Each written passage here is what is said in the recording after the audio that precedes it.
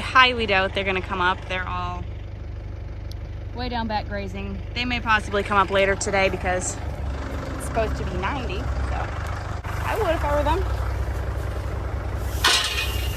Feels good to sit down for a minute. Good morning, guys. Welcome back. We just took a bale out for the cows out on the pad. None of them are even eating it. They never are. When we take it out, they just go out to pasture anyway, but we took one out for them this morning. Or I did, because Brent is already over in another field wrapping. If you're new here, by the way, thank you for joining us. I'm Taylor, and you've probably figured out by now that I work on a farm. I work on a dairy farm in Maine with my boss Brent. It's just him and I. We milk 70 cows. We have 20 replacement heifers. Probably a lot of you guys, if you aren't new here, get sick of hearing that, but if anybody's new, thought you might like to know who we are and what we do. But this morning, we're hard at it, as usual, because it's haying season. So I thought I'd show you guys all the dry hay that we have in here. There's only like almost 60 bales in here, I think. There's like 56 in here. We're not planning on doing much dry hay. We might do another field in dry hay. This was just so we like to have some on hand just in case. It's good for the cows if they're feeling a little bit under the weather or they have diarrhea or something like that. Dry hay is really good for them. It just really gets their rumen going. Brent's father always used to say that it tickles their rumen and really just helps a cow's general well-being. It's not good for making milk or anything, but it's just good for healthy cows. So we like to have a little bit on hand. The heifers like it too, so we just have some. Hopefully do some second crop dry hay too, so that's what this whole building will be used for. I think I told you Brent was wrapping. He's not wrapping right now. He's mowing right now. He's got a couple fields that he usually mows, and he's doing that. And I am taking the wrapper over to him so that he can wrap later. So we're gonna take 2 of these, which if you're new to farming or just have never seen silage film, we make round bales and we put them in this film, which is just white plastic, and we individually wrap them. And what that does is it just cold ferments the hay. So basically it like pickles it. That would be the same idea as corn silage. It's the same process. Some people also make haylage, which is just chopped hay. Ours is not chopped, it's just baled in bales like this. And then we have it in a higher moisture content, obviously, than dry hay. Ideally 45 to 50% moisture level. And then you wrap it in this, you leave it for 21 days, and it cures, and then you can feed it out. They last about a year to a year and a half. Anything after that, it's not very good. But you can just leave them outside. It's great feed. It has higher nutrition levels than dry hay. It's just good stuff. And since we also don't chop it, it's got that long stem still, which is good for a cow's stomach. That was a really long-winded explanation. I kind of just got off topic of what we're talking about. I'm going to put 2 of these because he's got 29 to do right now, but then he's got probably another 20 to do later. So we're going to take 2. Each one does about 21 bales or 22 bales if you make sure you wrap them just enough. We're going to throw these on the wrapper, and then I'm going to drive it down, and we're going to switch off. Brent's going to give me the mowing machine, and he's going to take the wrapper and go wrap, and I'm going to mow the rest of a small field that he's already started. If you guys can't tell, it's been a crazy past few days. I'm a little bit wound up. I apologize. Also, I had mentioned in another video that this Titan wrap, this is Titan, and that is Flavor Seal. We usually buy this. This we found off somebody on Marketplace, Facebook, and they had a whole pallet of it, and they were selling it for much cheaper than you can actually buy this. I think we bought it for like $60 a box, and it's typically $90 a box. And this stuff over here is always around $72, $75 a box. So that stuff is much cheaper. This is like a high-end version of the wrap. I think it might actually be a little bit thicker, millimeter-wise. Oh, I guess they're the same. This one's 1 millimeter and so is this one. But I don't know. This stuff just feels thicker to me. It feels a little bit more heavy-duty. But it's really not a $20 a box difference between the two. I know I had said that it was so much more expensive, and we'll see if it works any better. It doesn't. It's about the same. It might be a little bit heavier duty, but honestly, the Flavor Seal works good, and it's much cheaper. If you guys are in the market for some wrap, and you can get Flavor Seal, highly recommend. We've been using it for years. It's pretty good. I would say it might break a little bit more than the Titan, and I don't mean like the bales, like it cuts through the bales or anything like that. I just mean sometimes it doesn't stretch as well as the Titan does. But like I said, it's not worth $20 more a box. I think they also make it in 30-inch wrap. 20-inch wrappers don't really exist much anymore. Ours is very old. We actually, however, are lucky and don't have a hard time finding our 20-inch wrap. I know a lot of people do if they still have 20-inch wrappers. Because we have an Amish store near us, and they carry pallets and pallets of a 20-inch wrap. So we just get it from there. They call us every year and they ask if we want a pallet, and we order it ahead of time. They get it in April, and they've always been really great about it, and they also give us a really decent price. I'm going to shut up now, take this out there, and then we got to go meet Brent. I don't have to meet him for another 15 minutes, so we got plenty of time.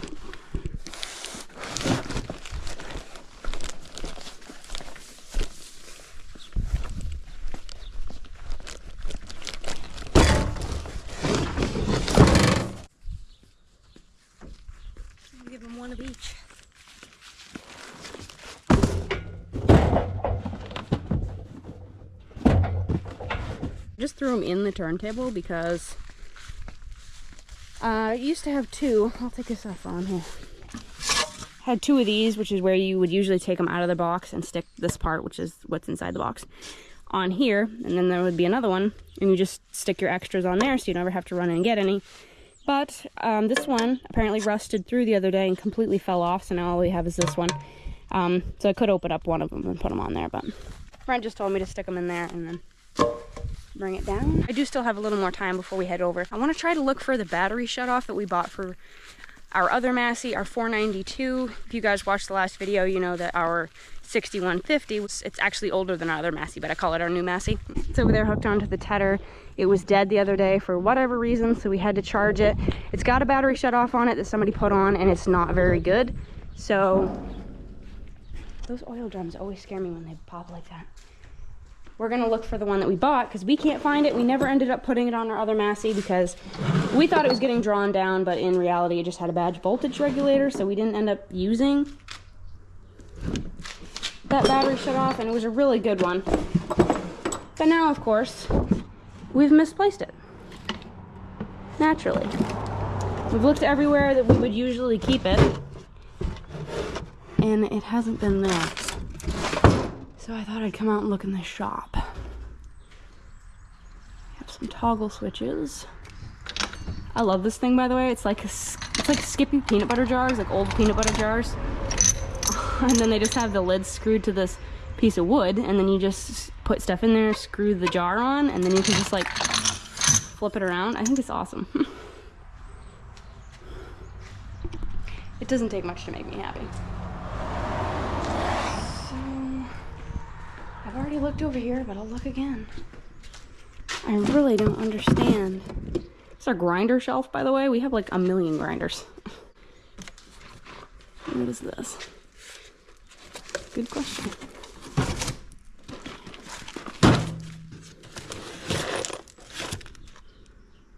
I don't know what that is, but it's not what I want. This makes no sense.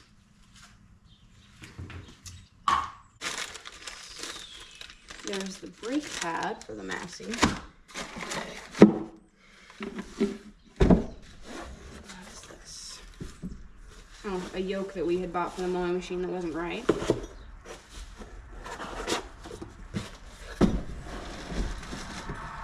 Pump for the International.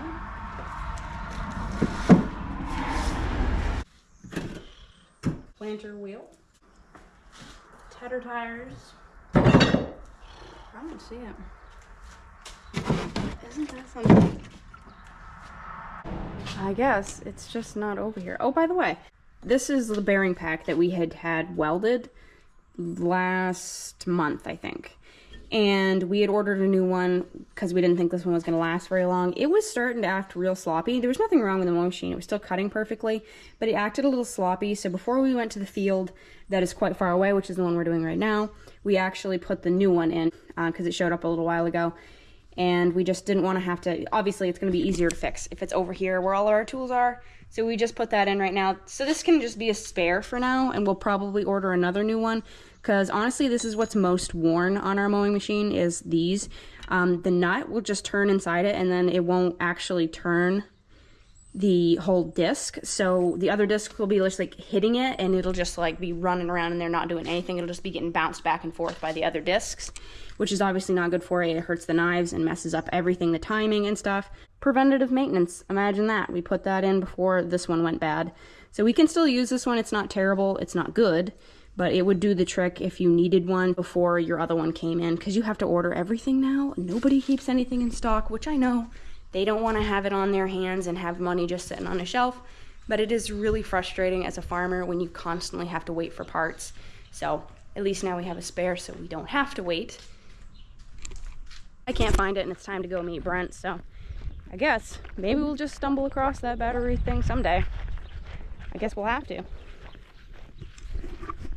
think I can hear him over there mowing the piece he was gonna go around one time for me, so we'll head over. It's only 20 past 11 and it's real hot already.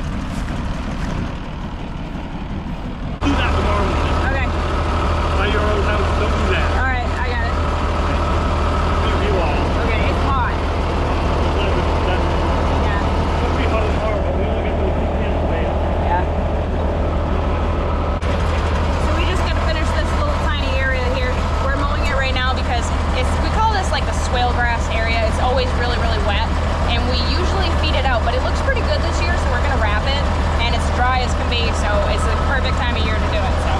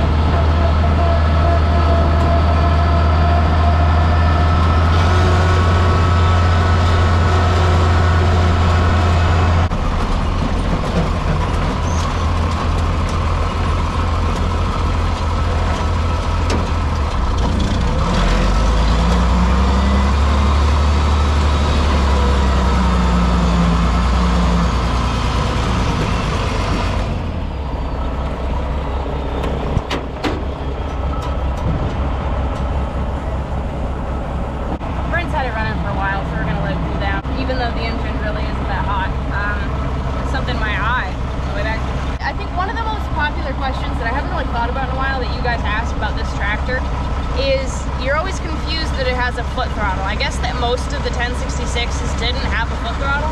It was an option. This one does have it. So like when I was in the thick grass, and really thick grass, that was a lot. I was at the RPMs I should be at, but if it drawed it down a little bit, I usually just use the foot throttle. Instead of being off to the side, like on the newer tractors, on the older ones, it's always right in the middle of the steering column. So it's like right there.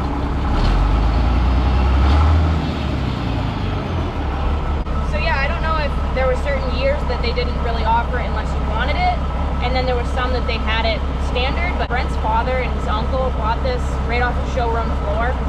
It was some ag, expo or something. They bought it straight off the floor. So I don't know if it was like a fancier model or something. Long story short, this one has a foot throttle.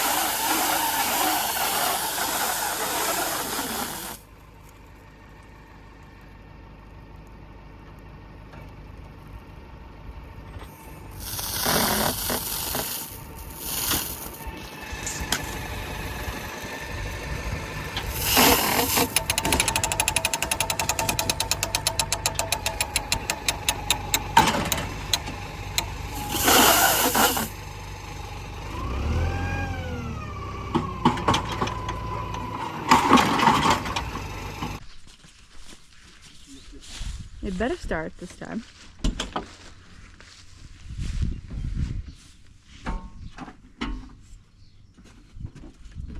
Second crop is coming nicely. Oh. Nothing? No. Okay. Ready? Yeah.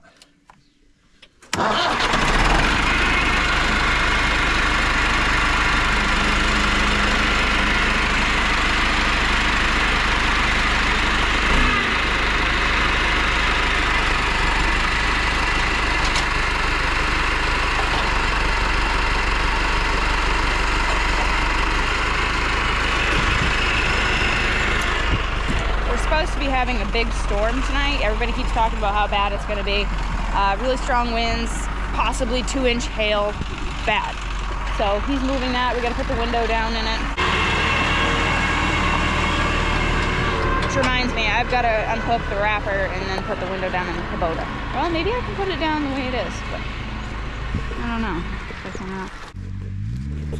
The struts that they gave us at the store were like 10,000 times stronger than they needed to be when we went to replace them. So it's gonna take. The point ought to be out there more. Way too strong. Oh, go. God, That is awful.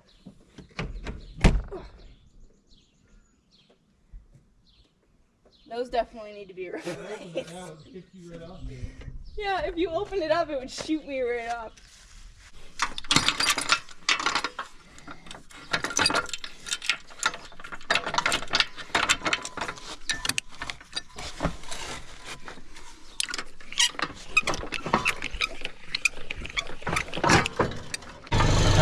Yeah, I'm not supposed to ride like this. But I'm doing it anyway.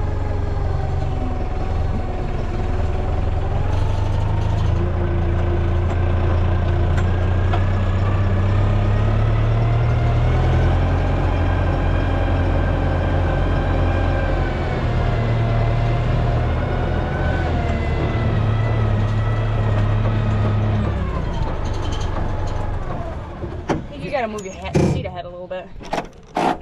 Leaning right back into the window. Getting ready for the impending doom. Yeah.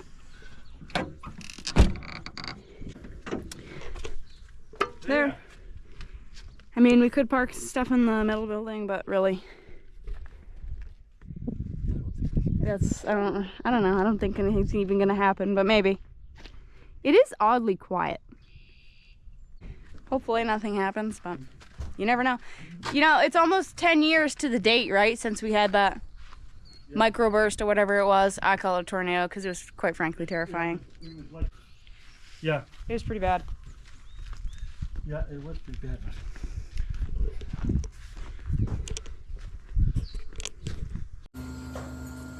So we just finished milking, and so far nothing has happened. It sprinkled a few times, but nothing else. But look how weird the sun looks right now. That is odd.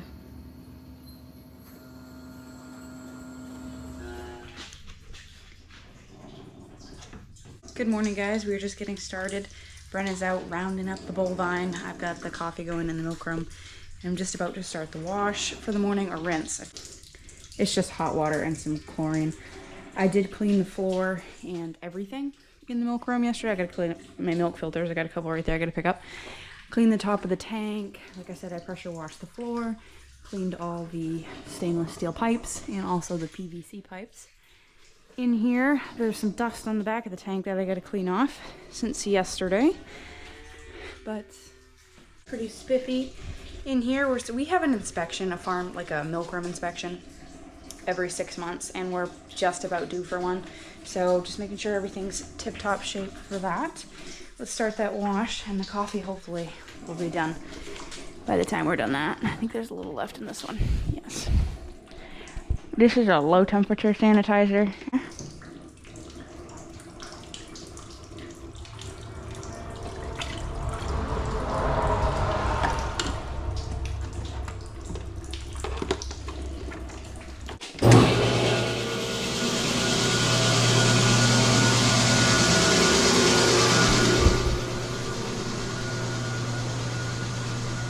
I'm in the process of bedding the barn. I'm just about finished. Got to go up through and close a couple valves.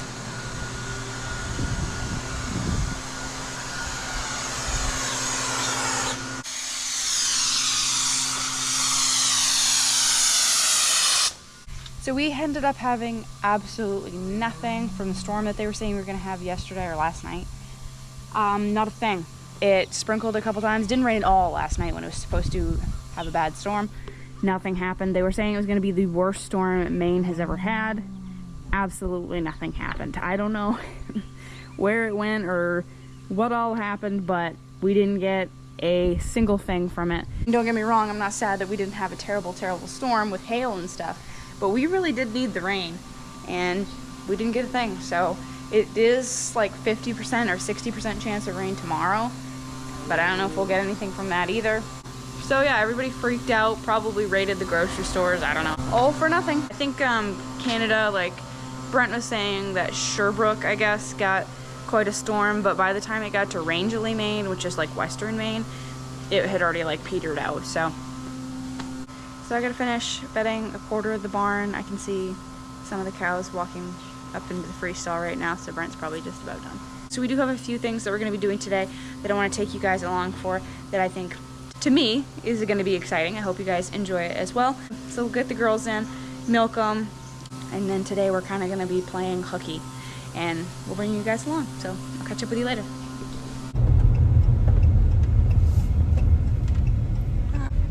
Like a log trailer or something? It's a big skid steer right there.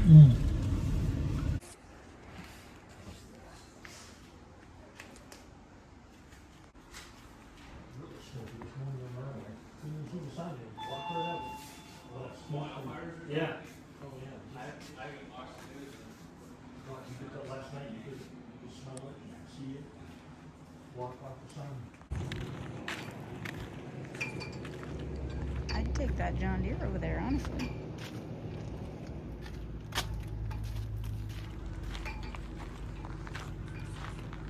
But I really want this.